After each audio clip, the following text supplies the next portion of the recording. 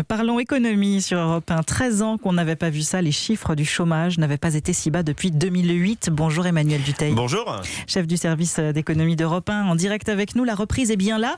Ça se ressent donc sur le marché de l'emploi, Emmanuel. Oui, le taux de chômage devrait connaître une nette baisse cet automne. Il devrait redescendre à 7,6%. C'est du jamais vu depuis 2008. C'est finalement comme s'il n'y avait pas eu de crise ou presque pas eu de crise du Covid.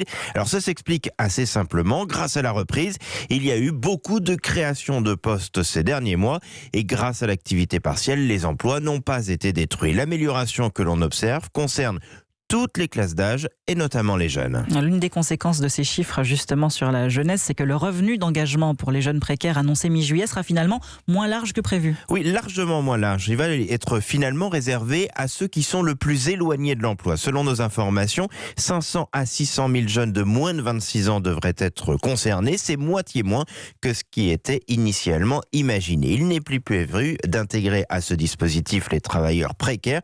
Et puis surtout, ce revenu va s'appuyer sur ce qui existe déjà, et notamment sur la garantie jeune. Ce dispositif géré par les missions locales offre un revenu de 500 € par mois à des jeunes en échange d'un programme de retour à l'emploi. Ça va être mixé avec d'autres systèmes d'aide de retour à l'emploi qui eux aussi existent déjà. Merci Emmanuel Dutheil, chef du service éco d'Europe 1. Dans l'actualité